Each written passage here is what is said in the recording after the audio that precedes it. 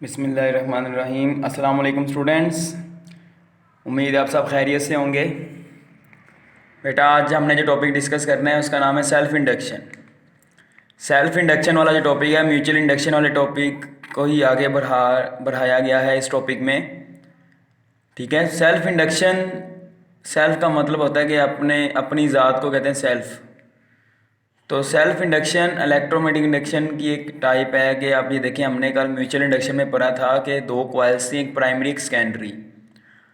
तो मैंने आपको ये कहा था अगर हम प्राइमरी कॉइल में से गुजरने वाला करंट चेंज करते हैं तो प्राइमरी कॉइल का मैग्नेटिक फ्लक्स क्या होता है, चेंज।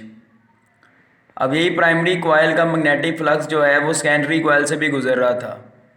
तो हमने कहा था कि प्राइमरी कॉइल से हम जब करंट चेंज करेंगे तो मैग्नेटिक फ्लक्स सिर्फ प्राइमरी में चेंज नहीं होगा, वो सेकेंडरी में भी चेंज होगा, जिसकी वजह से हमने कहा सेकेंडरी कॉइल में ईएमएफ इंड्यूस हो जाएगी और इस प्रोसेस का नाम हमने म्यूचुअल इंडक्शन कहा था। तो बेटा जी मैग्नेटिक फ्लक्स सेकेंडरी कॉइल में तो बाद में चेंज हो रहा है, प्राइमरी कॉइल में तो पहले चेंज हो रहा है। तो प्राइमरी कॉइल में भी ईएमएफ इंड्यूस होगी। तो ये जो प्रोसेस है ना, इसे हम कहते हैं सेल्फ इंडक्शन। कि एक कॉइल में जब करंट चेंज हो रहा है तो वो सिर्फ उसके करीब जो पड़ी हुई कॉइल है उसमें सिर्फ ईएमएफ इंड्यूस करने का बायस नहीं होती, बल्कि उसके अपने अंदर भी ईएमएफ इंड्यूस हो जाती है जो बैटरी की ईएमएफ को अपोज करती है, यानी उसका करंट जो होगा बैटरी के करंट के मुखालिफ होता है।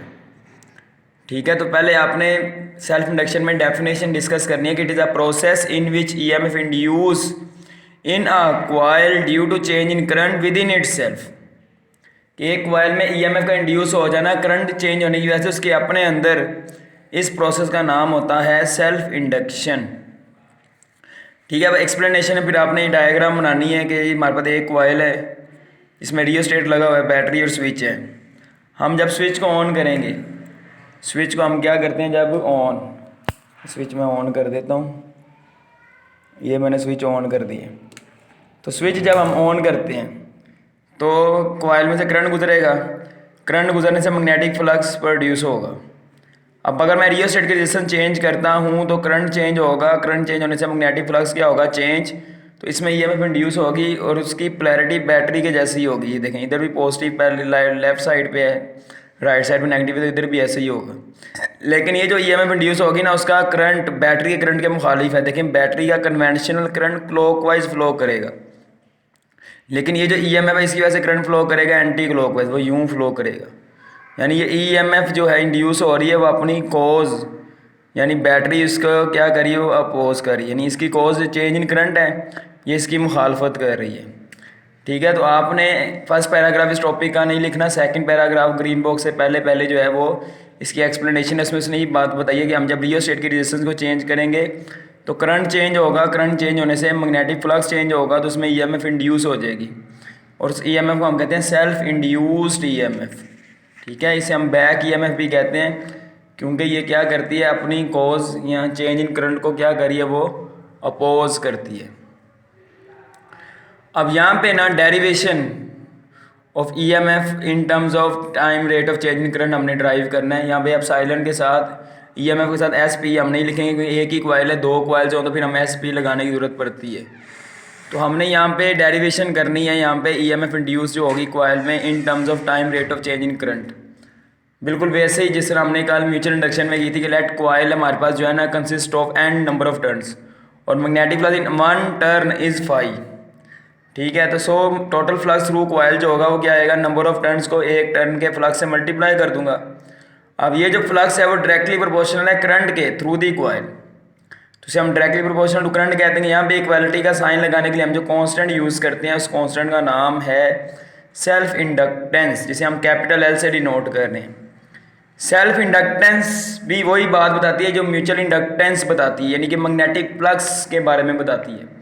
म्यूचुअल इंडक्टेंस हमें बताती है ना कि प्राइमरी कॉइल का कितना फ्लक्स सेकेंडरी से लिंक कर रहा है, ज़्यादा लिंक कर रहा है या कम, जबकि सेल्फ इंडक्टेंस सिर्फ एक कॉइल के अपने अंदर कितना मैग्नेटिक फ्लक्स प्रोड्यूस हो रहा है उसके बारे में बताती है।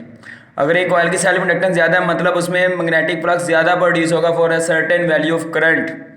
ठीक है, कि ये बताया L is proportionality constant, it show flux producing ability of coil as current pass through it.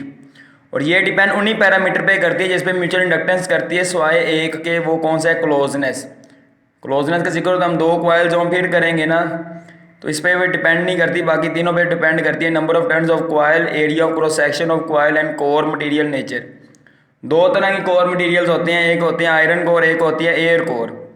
Iron core के केस में सेल्फ इंडक्टेंस ज़्यादा होगी as compare to air core, क्योंकि आयरन जो है ना एक ऐसा मटेरियल है जो एक्सटर्नल मैग्नेटिक फील्ड में पड़ा होता है, खुद एक मैग्नेट बन जाता है।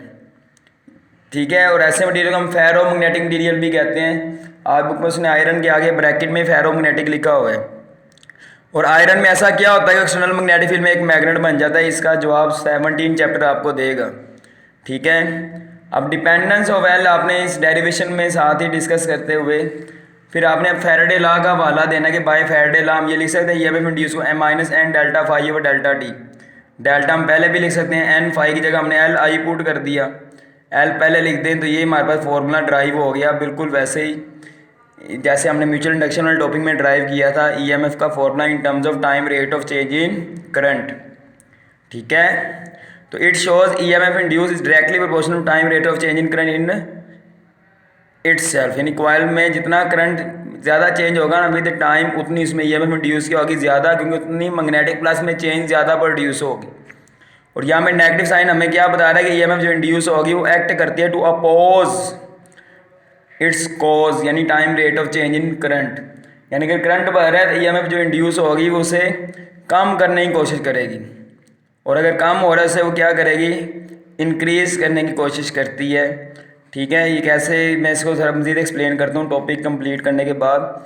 फिर आपने सेल्फ इंडक्टेंस को डिफाइन करना है। सेल्फ इंडक्टेंस का फॉर्मूला हम यहाँ से लिख सकते हैं, ये नेगेटिव साइन को इग्नोर कर दें, बिल्कुल वैसे जैसे हमने म्यूचुअल इंडक्टेंस में किया था कि ये क्या होगी, रेशो है of EMF induce in a coil and time rate of change in current in itself. ठीक है, म्यूचुअल इंडक्टेंस में हमने प्राइमरी सेकेंडरी का बस जिक्र किया था, यहाँ पे सिंपल एक ही कॉइल की हम बात कर रहे हैं। फिर आपने बता देना है 1 हेनरी सेल्फ इंडक्टेंस कब होती है। 1 हेनरी सेल्फ इंडक्टेंस होगी अगर कॉइल में 1 वोल्ट ईएमएफ इंड्यूस होगी due to 1 ampere per second time rate of change in current in itself. कि self inductance of a coil is 1 henry if 1 volt EMF induce in it due to 1 ampere per second time rate of change in current in with in itself. ठीक है, clear, बिल्कुल वही बात जो हमने कल discuss की थी। आप जो मैं बात बता रहा हूँ ये लॉन्ग में आप ना भी लिखें तो मसला नहीं है, लेकिन ये बड़ी इंपॉर्टेंट बात है। उसमें वो बता रहा है कि जो सेल्फ इंड्यूस ईएमएफ होती है वो हमेशा अपोज करती है चेंज को जो ईएमएफ को इंड्यूस कर रही है, यानी कि time rate of change in current को अपोज करती है। यानी अगर करंट बढ़ रहा है तो उसको वो कम करने की कोशिश करती है, कम हो रहा है तो बढ़ाने की कोशिश करती है। वो कैसे, आप ये देखें कि जब कॉइल में ईएमएफ इंड्यूस होगी ना तो नेट ईएमएफ जो होगी वो बैटरी के वोल्टेज में से इंड्यूस होने वाली ईएमएफ को माइनस करके हासिल होगी। ठीक है, क्योंकि पॉजिटिव टर्मिनल पॉजिटिव से जुड़ रहा है ना जो ईएमएफ है उसकी। आप देखें, अगर आपको मैंने ज़्यादा चैप्टर नंबर 13 में बताया भी था कि आप देखें यहाँ पे बैटरी का पॉजिटिव टर्मिनल इंड्यूस होने वाली ईएमएफ की पॉजिटिव साइड से कनेक्ट है, नेगेटिव नेगेटिव से है। तो नेट ईएमएफ जो हमारे पास यहाँ पे आएगी दोनों बैटरी के वोल्टेज में से इंड्यूस होने वाली ईएमएफ को माइनस करके आएगी। तो आप ये देखें अगर करंट इंक्रीज होगा, यानी करंट में change with respect to time अगर इंक्रीज करती है तो इंड्यूस होने वाली ईएमएफ भी इंक्रीज करेगी। वी तो कांस्टेंट है ना, बैटरी का जो वोल्टेज है वो एक गिवन टाइम में कांस्टेंट है, तो लिहाजा जो हमारे पास नेट ईएमएफ की वैल्यू है वो क्या कर जाएगी, डिक्रीज। जब नेट ईएमएफ करंट डिक्रीज कर जाएगी तो करंट की वैल्यू थ्रू दी सर्किट क्या होना शुरू हो जाएगी, डिक्रीज।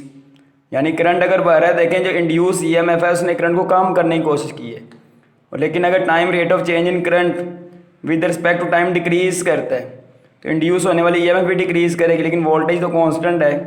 लिहाजा नेट ईएमएफ क्या कर देगी, इंक्रीज। वो करंट को क्या करना है, क्या करेगी, इंक्रीज करना शुरू कर देगी। यानी कि करंट अगर बढ़ रहा है तो इंड्यूस ईएमएफ बढ़ेगी, नेट ईएमएफ डिक्रीज होगी तो करंट थ्रू दी सर्किट क्या होगा, डिक्रीज होना शुरू हो जाएगा। लेकिन अगर करंट कम हो रहा है with respect to time, time rate of change in current, current की वैल्यू डिक्रीज कर रही है with the passage of time, तो क्या होगा, इंड्यूस होने वाली ईएमएफ डिक्रीज करेगी तो नेट ईएमएफ बढ़ जाएगी, क्योंकि वोल्टेज कांस्टेंट है, लिहाजा करंट को इंक्रीज करना शुरू कर देगी। यहाँ आसान लफ्ज़ों में आप कह सकते हैं जो इंड्यूस ईएमएफ है वो करंट को मेंटेन रखती है, ना इंक्रीज करने देती है एक सर्टेन लेवल से, ना डिक्रीज करने देती है। ठीक है, चैप्टर 16 में हम एसी सर्किट में इस कॉन्सेप्ट को और ज़्यादा तरीके से अंडरस्टैंड करेंगे। तो एंड पे यही बताया कि सेल्फ इंड्यूस ईएमएफ हमेशा अपोज करती है चेंज को, जो मैंने आपको जस्टिफाई किया कैसे अपोज करती है, इसलिए इसे बैक ईएमएफ भी कहते हैं। शॉर्ट क्वेश्चन भी आ सकता है कि सेल्फ इंड्यूस ईएमएफ को हम बैक ईएमएफ क्यों कहते हैं, क्योंकि ये अपोज करती है अपनी गोज को, यानी चेंज इन करंट को अपोज करती है ये, इसलिए इसे बैक ईएमएफ भी कहते हैं। कि अगर करंट इंक्रीज करता है then this EMF oppose the battery, यानी वो करंट जो है ना सर्किट में गुजरने वाला क्या करेगी वो डिक्रीज। लेकिन अगर करंट डिक्रीज हो रहा है ना थ्रू द सर्किट, ठीक है, देन बैटरी जो है ना, then this battery add battery, then this EMF add का मतलब है उसकी मदद करेगी बैटरी की to induce due to inducing EMF, जिसकी वजह से ईएमएफ की हो रही है, ईएमएफ इंड्यूस हो रही है, ठीक है, ड्यू टू इंड्यूसिंग यानी जिसकी वजह से ईएमएफ की हो रही है इंड्यूस। ये डी को आप चाहे स्मॉल केस में लिख दें क्योंकि इसी सेंटेंस का हिस्सा है। और कॉइल जो है इसे हम ईएमएफ इंड्यूस करने की सलाहियत की वजह से इंडक्टर भी कहते हैं। इस तरह कैपेसिटर को हम कैपेसिटर क्यों कहते हैं, because of its capacity to store charge. और आपको पता होना चाहिए इंडक्टर को हम ऑल्टरनेटिंग सर्किट में एज अ रजिस्टर इस्तेमाल करते हैं। रजिस्टर का काम क्या होता है, करंट को अपोज करना। तो एक इंडक्टर में अगर हम ऑल्टरनेटिंग करंट गुजारते हैं, यानी जो वो करंट जो टाइम के साथ चेंज हो रहा है, तो उसमें ईएमएफ इंड्यूस हो जाएगी और वो फ्लो ऑफ करंट को क्या करेगा, अपोज। डीसी करंट को कोई रेजिस्टेंस ऑफर नहीं करता है इंडक्टर, क्योंकि डीसी करंट चेंज ही नहीं होगा, ईएमएफ इंड्यूस नहीं होगी, कोई करंट को मज़ाहमत नहीं मिलेगी। लेकिन ऑल्टरनेटिव करंट को इंडक्टर मज़ाहमत देता है बिकॉज ऑफ ईएमएफ इंड्यूस, इसलिए it acts like a resistor for alternating circuits, ठीक है। तो ये आपको एंड में पता होना चाहिए, एमसीक्यूज आ सकता है कि ऑल्टरनेटिंग सर्किट में इंडक्टर किस तरह एक्ट करता है एज अ रजिस्टर, और ये क्या करता है, करंट को बढ़ाता है, काम करते हैं या कंट्रोल करते हैं, तो आपने कहना है कंट्रोल करते हैं, ठीक है। तो आज का टॉपिक यहाँ पे हमारा कंप्लीट हो जाता है। कोई क्वेश्चन हो तो आपने ज़रूर पूछना है, ठीक है। और सेल्फ इंडक्टेंस हम ये कह सकते हैं मैग्नेटिक फ्लक्स किसी कॉइल में अगर ज़्यादा प्रोड्यूस हो तो हम कहते हैं उसकी सेल्फ इंडक्टेंस ज़्यादा ही। हम ये भी कह सकते हैं एक खास time rate of change in current के लिए अगर उसमें ईएमएफ ज़्यादा इंड्यूस होती है किसी कॉइल में, तो हम फिर भी कह सकते हैं कि उसकी सेल्फ इंडक्टेंस ज़्यादा है, ठीक है। अपना बहुत सा ख्याल रखिएगा बच्चों। अल्लाह हाफिज़।